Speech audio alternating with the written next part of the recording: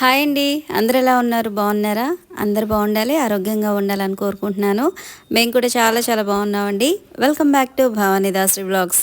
మన ఛానల్ ఎవరైనా first time చూస్తున్నట్లయితే తప్పకుండా ఛానల్ని సబ్స్క్రైబ్ చేసుకోండి. అలాగే ఈ వ్లాగ్ మీకు నచ్చినట్లయితే లైక్ చేయండి, షేర్ చేయండి, కామెంట్ చేయండి.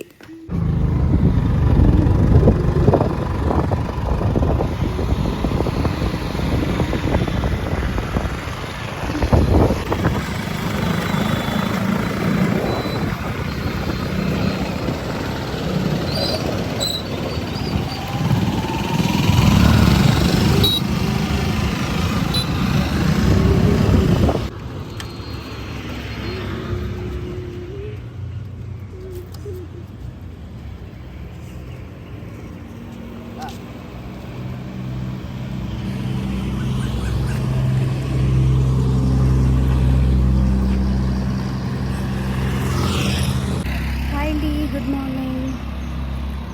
సో ఈరోజు మార్నింగ్ వాకింగ్ అయితే స్టార్ట్ చేశాను. డైలీ థ్రెడ్మిల్ మీద చేసే అలవాటు అయిపోయింది. ఇప్పుడైతే ఇక్కడ మెయిన్ రోడ్కి వచ్చేసాను. నేను అలాగే ఫ్రంట్ మా వారైతే ముందెళ్తూ ఉన్నారు. ఆయన ఎంత ఫాస్ట్గా అయితే నేను నడవలేదు. ఒక అరగంట వాకింగ్ చేసేసి వెళ్ళిపోయి ఇక డే రొటీన్ అయితే స్టార్ట్ చేయాలి. ఇక ఈరోజు మా అబ్బాయికి ఎర్లీ మార్నింగ్ ట్యూషన్ అనమాట. తనని ట్యూషన్లో డ్రాప్ చేసేసి ఇక మేమైతే వాకింగ్ స్టార్ట్ చేసాము.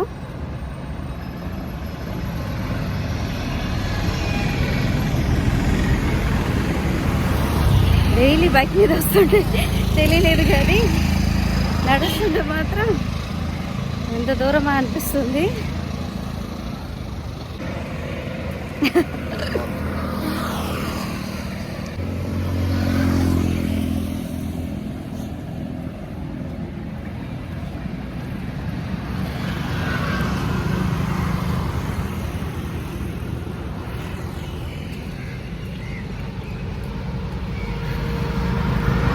చాలా చల్లగా ఉంది.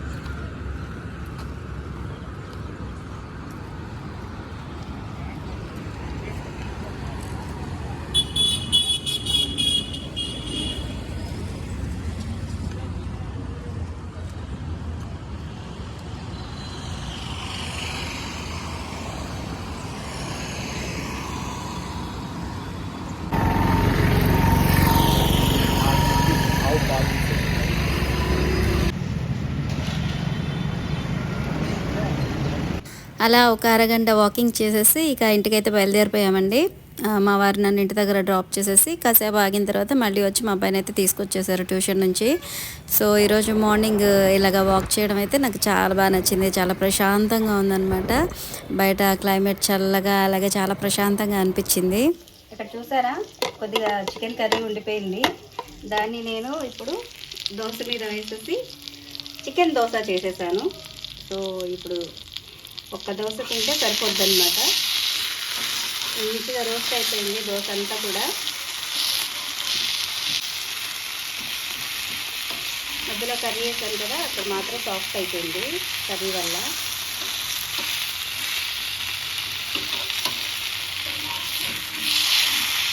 చికెన్ దోశ, మిగిలిపోయిన చికెన్ తోటి చేసిన దోశ అన్నమాట.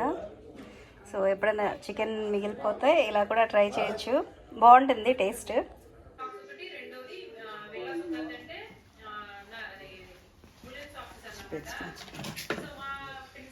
బాయ్ నందన్.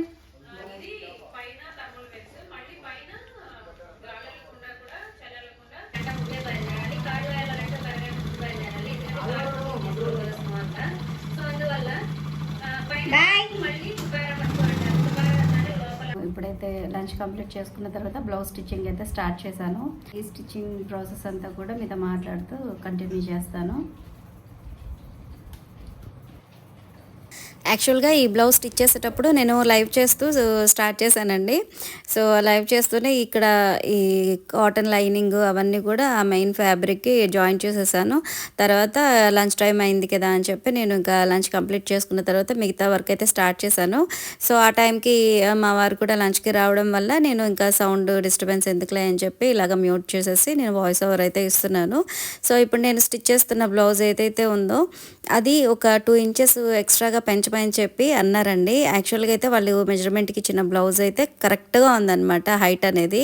సో దానికి ఇంకా ఎక్స్ట్రాగా పెంచితే ఏంటంటే అది ఒక దగ్గర ఒక 17.5 ఇంచులు ఉందన్నమాట. సో అంత లెంత్ అంటే మరీ చాలా పొడవు ఎక్కువైపోతుంది అనమాట. అయితే నేను వాళ్ళకి కాల్ చేసి చెప్పాను, ఇది మరీ పొడవు ఎక్కువైపోతుందండి, దాని తగ్గట్టు ఈ క్లాత్ కూడా సరిపోదు అని చెప్పని అన్నాను. ఇది కొంచెం పెద్ద సైజ్ అండి బ్లౌజు. సో అలా చెప్పేసరికి సరేనండి, అది ఎంత ఉందో అంతే పెట్టండి, వీలైతే ఇంకొంచెం ఎక్స్ట్రా పెంచడానికి చూడండి అని అంటే సరే అని చెప్పి నేను మరీ 2 ఇంచెస్ కాకుండా ఒక 1 ఇంచ్ ఎక్స్ట్రా పెంచి దీన్ని అయితే స్టిచ్ చేశాను.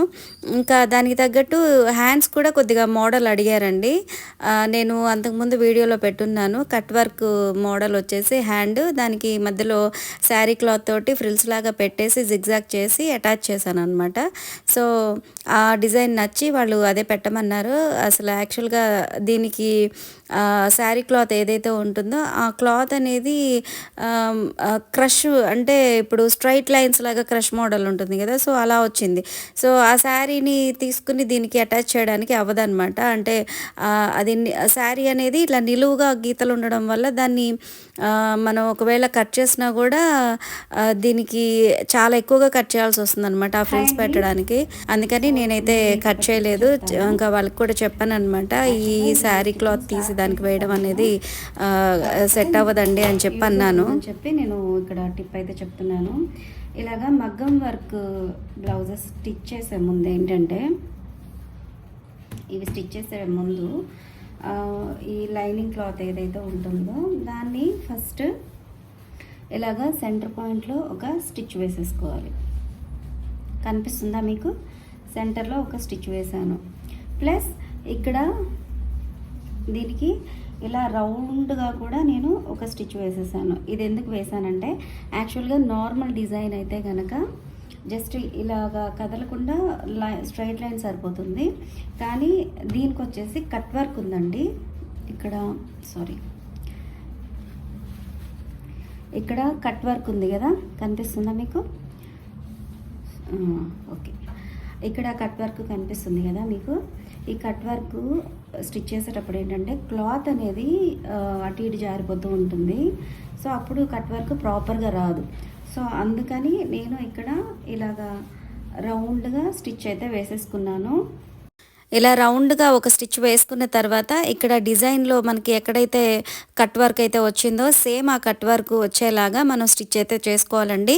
అక్కడ బార్డర్ లాగా ఇచ్చాడు కదా గోల్డ్ కలర్, సో దానికి దగ్గరగా స్టిచ్ వేసుకుంటూ దానికి ఉన్న ఎక్స్ట్రా క్లాత్ని, అంటే మొత్తం స్టిచ్ చేసుకున్న తర్వాత ఒక 1/2 ఇంచ్ క్లాత్ ఉంచేసి దాన్ని మిగతా అంతా కూడా ఈ క్లాత్ అంతా కూడా కట్ చేసేసుకొని అక్కడక్కడ చిన్న చిన్న కటింగ్స్ ఇచ్చేసి దాన్ని రివర్స్ చేసుకుని ఆ కటింగ్, అంటే ఆ కట్ మోడల్ ఏదైతే ఉందో ఆ కట్ మోడల్ ప్రాపర్గా కనిపించేలాగా దాన్ని హైలైట్ చేసుకుంటూ స్టిచ్ చేసుకోవాలండి. సో ఇలా చేస్తేనే కట్ వర్క్ అనేది చాలా నీట్ ఫినిషింగ్ అయితే వస్తుందన్నమాట. అక్కడ చిన్నగా ఉంది కట్ వర్క్, అదేం పెద్దగా కనిపించట్లేదు కదా, పెద్దగా ఇవ్వలేదు వర్క్ అని అనుకోకుండా ఇచ్చిన వర్క్నే నీట్గా స్టిచ్ చేసుకొని చిన్న స్టిచ్ పెట్టుకొని నీట్గా స్టిచ్ చేసేసుకొని ఆ ఇచ్చిన ఆ కట్ వర్క్ని మనం హైలైట్ చేయాలన్నమాట. సో అలా చేయడం వల్లే వర్క్ అనేది చాలా నీట్ ఫినిషింగ్ అయితే వస్తుందండి. ఎక్స్ట్రా క్లాత్ అంతా కట్ చేసేసుకుని ఇక్కడ ఎక్కడైతే కట్ వర్క్ వచ్చిందో అదంతా కూడా హైలైట్ అయ్యేలాగా కింద వైపు నుంచి దాన్ని ముందుకు ప్రెస్ చేసుకుంటూ ఆ వర్క్ అంతా కూడా బయటకు వచ్చేలాగా చేసుకోవాలి. సో అలా ఒకసారి చేసిన తర్వాత అది ఎడ్జెస్ దగ్గర మనం మళ్ళీ స్టిచ్ వేసుకోవాలి. అలా స్టిచ్ వేసుకుంటేనే ఆ వర్క్ అనేది నీట్గా కనిపిస్తుందండి. సో ఇలాంటి వర్క్ వచ్చినప్పుడు ఏంటంటే మామూలుగా రౌండ్ నెక్ లాగా స్టిచ్ చేసేస్తే దాని అందమే పోతుందన్నమాట. అంత ఖర్చు పెట్టి ఆ వర్క్ అంతా వేయించుకోవడం వేస్ట్ అయిపోతుంది. వర్క్ అంతా కూడా లైనింగ్కి కరెక్ట్గా కింద వైపు వచ్చిందనమాట. ఇప్పుడు ఇది స్టిచ్ చేయాలంటే నీడిల్ వచ్చేసి వర్క్ మీద పడుతుంది. సో ఎక్కడ వరకు మనం స్టిచ్ చేస్తామో ఆ మార్జిన్ వరకు ఈ కింద ఉన్న వర్క్ అయితే తీసేసేయాలి, లేకపోతే స్టిచ్ చేయడానికి అవ్వదు. సో ఇప్పుడు నేను ఇది కటింగ్ ప్లేయర్ తీసుకుని ఎక్కడెక్కడ ఎక్స్ట్రా స్టోన్స్ ఉన్నాయి ఏంటి చూసుకొని వీటిని అయితే ప్రెస్ చేసేస్తున్నాను.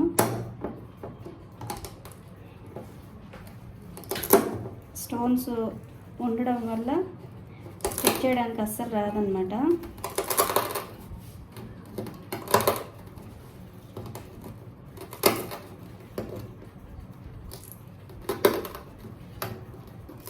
ఇదంతా డబుల్ పని అయిపోతుంది ఇలాగ స్టోన్ వర్క్ ఉంటే.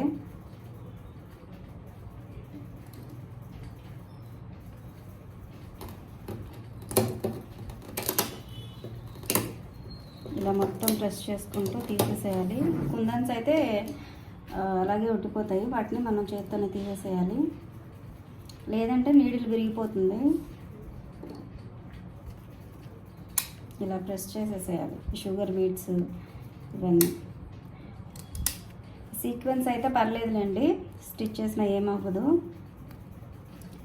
కానీ షుగర్ బీట్స్ అలాగే ఇక్కడ అక్కడక్కడ ఇలాంటివి ఇచ్చారు పూసల్లాగా, వీటిని అయితే కంపల్సరీ దీంతో ఇలా ప్రెస్ చేస్తే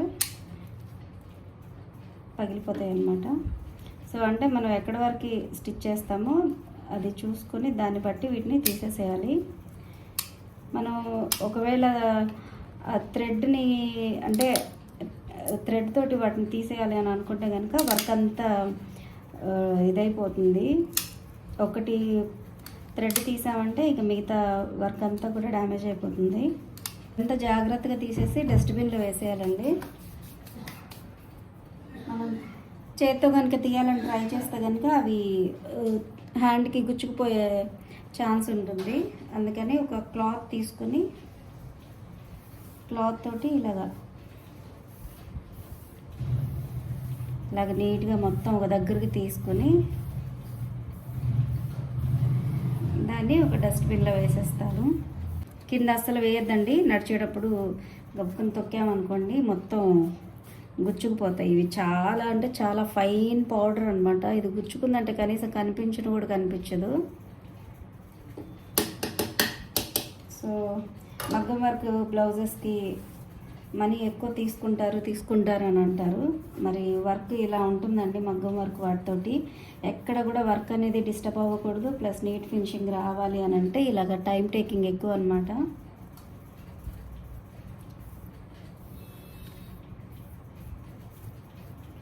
నార్మల్ కంప్యూటర్ వర్క్ కన్నా కూడా మగ్గం వర్క్ వాటికి ఇలాంటి ప్రాబ్లం అయితే ఉంటుంది. థ్రెడ్ వర్క్ అనుకోండి, థ్రెడ్డే కాబట్టి ఎలాగైనా మనం స్టిచ్ చేసేసుకోవచ్చు. సో చూసారు కదా, ఇప్పుడు ఇదంతా నేను డస్ట్బిన్లో వేసేస్తున్నాను. ఇప్పుడు ఓన్లీ వన్ హ్యాండే అయ్యిందండి.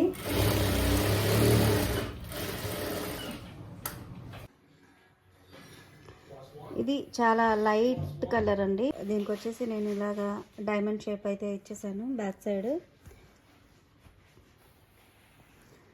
అది బ్లౌజ్కి వచ్చేసి అక్కడక్కడ ఇలాగ ఫ్లవర్ డిజైన్ అయితే వచ్చింది. అలాగే హ్యాండ్స్కి వచ్చేసి ఇలాగ ఏమంటారు థ్రెడ్ ఎంబ్రాయిడరీ అయితే వచ్చింది. సో ఫ్రంట్ వచ్చేసి నార్మల్ రౌండ్ నెక్ అయితే పెట్టేశాను, హెమ్మింగ్ చేసేసాను ఇక్కడ. సో ఫస్ట్ బ్లౌజ్ అయితే ఇది. తర్వాత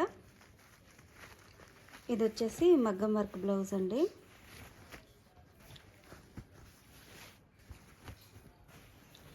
ఫ్రంట్ సైడ్ వచ్చేసి ఇలాగ రౌండ్ నెక్ అయితే ఇచ్చేసాను. దీనికి ఫ్రంట్ వైపు ఇచ్చిన డిజైన్ అయితే ఈ బ్లౌజ్కి రాలేదండి, ఎందుకంటే ఈ బ్లౌజ్ పీస్ అనేది చాలా చిన్నగా ఉంది. వాళ్ళు తెలియక చిన్న సైజు ఆర్డర్ పెట్టినట్టున్నారు ఆన్లైన్లో. మామూలుగా మనము ఈ బ్లౌజెస్ అవి చేయించుకోవాలి అని అంటే మగ్గం వర్క్ కానీ కంప్యూటర్ వర్క్ చేయించుకోవాలంటే కంపల్సరీ మన మెజర్మెంట్ కానీ లేదంటే బ్లౌజ్ కానీ ఇవ్వాలి. ఇది ఆర్డర్ పెట్టారు కాబట్టి ఇక చిన్న సైజ్ అయితే వచ్చిందండి. అందుకని ఇక్కడ ఫ్రంట్ వైపు అయితే డిజైన్ రాలేదు. ఆ డిజైన్ కాస్త ఇక్కడ ఈ ఫ్రంట్ పార్ట్ ఉంది కదా, ఇక్కడ ఇటువైపు వచ్చింది. ఇక్కడ వచ్చిన ఈ పూసలు ఇవన్నీ కూడా నేను రిమూవ్ చేసేసాను. యాక్చువల్గా ఫ్రంట్ వైపు డిజైన్ రావాలి అని అంటే కనుక ఈ బ్యాక్ పార్ట్కి క్లాత్ సరిపోదు, అది సరిపోవాలి అని అంటే ఫ్రంట్ పార్ట్కి ఇది సరిపోవట్లేదు అనమాట, అంత చిన్నగా ఉండింది. ఇక హ్యాండ్స్ వచ్చేసి ఎల్బో హ్యాండ్స్ అండి. అలాగే ఇదంతా కూడా కట్ వర్క్ వచ్చింది బ్లౌజ్కి. ఇది చిన్న కట్ వర్క్ వచ్చినా సరే నేను అది ప్రాపర్గా కనిపించేలాగా నేను స్టిచ్ చేశానండి. నార్మల్గా అయితే ఎంత కట్ వర్క్ ఇచ్చినా కూడా కొంతమంది ఇలా స్ట్రైట్గా కుట్టేస్తూ ఉంటారు. సో అలా కుట్టకుండా ఇలా ఈ షేప్ అనేది పర్ఫెక్ట్గా కనిపించేలాగా స్టిచ్ చేస్తేనే అది అందంగా ఉంటుంది. అలాగే ఇటువైపు కూడా సేమ్ అండి. చూసారు కదా, ఇది అంత పెద్ద హెవీగా లేకపోయినా కూడా వాళ్ళు ఏదైతే డిజైన్ ఇచ్చారో దాన్ని మనం ఇంకొంచెం హైలైట్ అయ్యేలాగా ఇలా స్టిచ్ చేసుకోవాలి. చిన్న చిన్న కట్ వర్క్ అయినా సరే నేను డీటెయిల్డ్గా స్టిచ్ చేశాను చూడండి. సో ఇలా స్టిచ్ చేస్తేనే అందంగా ఉంటుంది. ఇలా డిజైన్ వచ్చిందండి. యాక్చువల్గా వాళ్ళు ఇచ్చిన బ్లౌజ్ లెంత్కి ఇది సరిపోదు, ఈ బ్లౌజ్ పీస్ అయితే సరిపోదు, కానీ వీలైనంత వరకు అడ్జస్ట్ చేసి నేను స్టిచ్ చేశాను. సో బ్యాక్ డిజైన్ ఇదండి, ఇది కూడా మొత్తం కట్ వర్క్. ఇక్కడ స్టిచ్ చేసేటప్పుడు ఈ ఏవైతే బీట్స్ ఉన్నాయో అవన్నీ కూడా నీడిల్ కిందకు వచ్చేసి నీడిల్ విరిగిపోతుంది అనమాట. సో ఇది స్టిచ్ చేసేటప్పుడు కూడా యాక్చువల్గా 2 నీడిల్స్ విరిగిపోయినాయి. ఇంకా తర్వాత ఏం చేశానంటే మనం ఎక్కడైతే స్టిచ్ చేస్తున్నామో అక్కడ వరకు ఉన్న వర్క్ని కొంచెం అదంతా రిమూవ్ చేసేసి తర్వాత స్టిచ్ చేశాను. సో ఫైనల్గా బ్లౌజ్ అయితే ఇలా ఉందండి.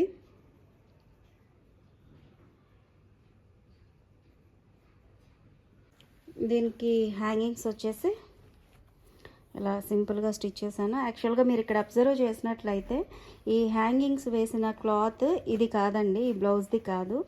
నా దగ్గర ఉన్న క్లాత్ ఏదైతే ఉందో రా సిల్క్ మెటీరియల్, దాంతో ఇవి ప్రిపేర్ చేశాను. అలాగే దీనికి క్లాత్ సరిపోలేదు అని అన్నాను కదా ఈ బ్లౌజ్కి.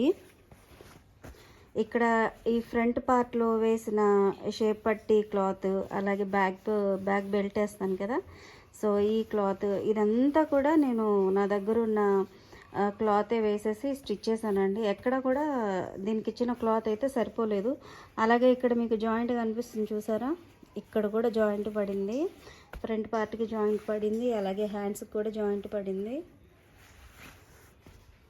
ఇటు 2 వైపులో కూడా ఫ్రంట్ పార్ట్కి జాయింట్స్ వచ్చినాయి అనమాట. అసలు చాలా టైం టేకింగ్ అయిందండి అసలు ఈ బ్లౌజ్ స్టిచ్ చేయడానికి. యాక్చువల్గా ఈ బ్లౌజ్ స్టిచ్ చేసే టైంకి ఇంకొక బ్లౌజ్ స్టిచ్ చేయొచ్చు అనమాట, అంత టైం టేకింగ్ అయింది అసలు. ఎందుకంటే ఈ వర్క్ అంతా కూడా ఇక్కడ స్టిచ్చింగ్ దగ్గర వచ్చిన వర్క్ అంతా కూడా రిమూవ్ చేసుకోవడం, తర్వాత దాన్ని స్టిచ్ చేసుకోవడం, అలాగా మళ్ళీ ఇది కట్ వర్క్ కదండి. సో కట్ వర్క్ అంటే తెలిసిందే కదా, స్టిచ్చింగ్ చేసే వాళ్ళకైతే అర్థమవుతుంది. కట్ వర్క్ అనేది ఎక్కడ కూడా డిజైన్ అనేది పోకుండా నీట్గా అది స్టిచ్ చేయాల్సి వస్తుంది. సో అలా చేయడం వల్ల చాలా టైం టేకింగ్ అయింది. సో ఫైనల్గా అయితే ఈ బ్లౌజ్ స్టిచ్చింగ్ అనేది మీకు ఎలా అనిపించిందో నాకు తప్పకుండా కామెంట్ చేయండి. సో ఫ్రెండ్స్, ఇదండి ఈరోజు వ్లాగ్. ఐ హోప్ మీకు నచ్చిందని అనుకుంటున్నాను. మీకు నచ్చినట్లయితే తప్పకుండా లైక్ చేయండి, షేర్ చేయండి, కామెంట్ చేయండి. అలాగే ఛానల్ని సబ్స్క్రైబ్ చేసుకోవడం అస్సలు మర్చిపోవద్దు. మరొక మంచి వ్లాగ్తో మళ్ళీ కలుద్దాం. Thanks for watching.